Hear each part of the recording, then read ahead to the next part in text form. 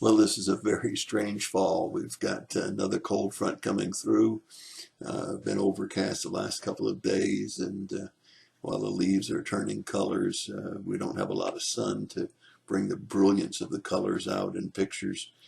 So we're hoping that after this next cold front passes through, we'll be able to give you some pictures of the brilliant colors that are now coming on the trees. It's AD 29, event 16.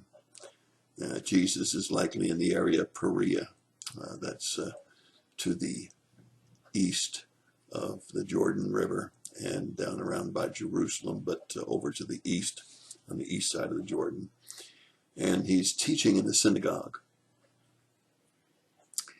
While he's teaching in the synagogue, he sees a certain woman who's bent over in two by a spirit.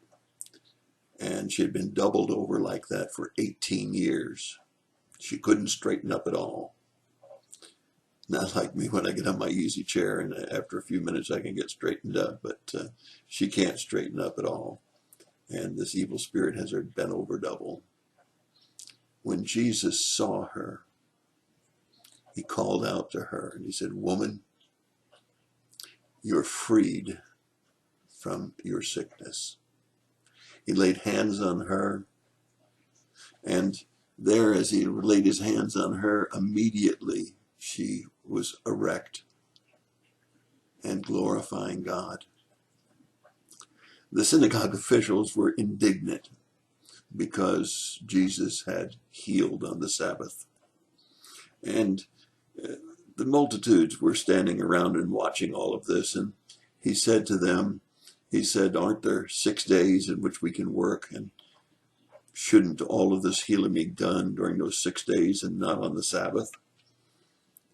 And Jesus responded to him and he said, "You hypocrite, does not every one of you on the Sabbath go and untie your oxen or your donkey from the stall and lead it to water so it can get a drink? This woman, a daughter of Abraham, as she is,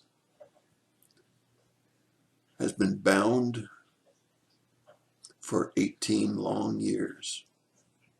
Should she not be freed or released from her bondage on the Sabbath day?" What a wonderful illustration. They had more compassion for their beasts of burden to unloose them, to take their bonds off and walk them to water so that they could have a drink. But it wasn't okay for Jesus to lay his hands on this woman and heal her on the Sabbath.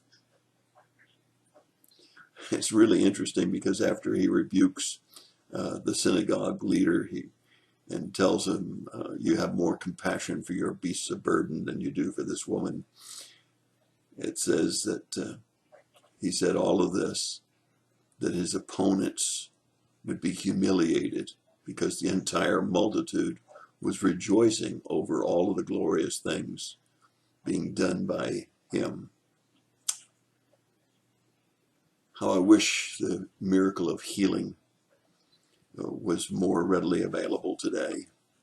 How I wish we could go through the children's wards at St. Jude Hospital and through all of the hospitals in your region and my region, touch people, have them freed from their cancers, from their cripplings, from their disorders.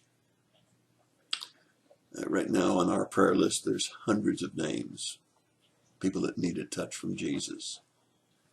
And yet no one seems to be able to really have the gift of healing. How many of those diseases and illnesses are caused by evil spirits? I doubt if very many. You see, I think that today an awful lot of the illnesses which we experience are a course of life and environment and circumstances, rather than by demons and evil spirits. Nevertheless, wouldn't it be wonderful if each one of us could have the ability to go into a hospital or go into a area where someone was sick and lay hands on them and heal them as Jesus did? What a compassionate, loving Savior we have, and how he put those that opposed him to shame when he pointed out their hypocrisy, that they had more care for their beasts of burden than they did for human life. How sad it is today in our society, we have so many people who are perfectly willing to abort children, take their very lives as they've already gone through 9 months inside of their mothers, and abort them. How hypocritical.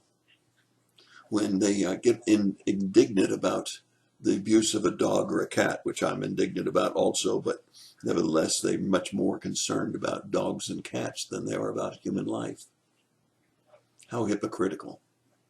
Oh, that we would have brazen men like Jesus today who would continue to call out the hypocrisy of our society. Yes, that's my thought for the day. And God bless you and have a great day.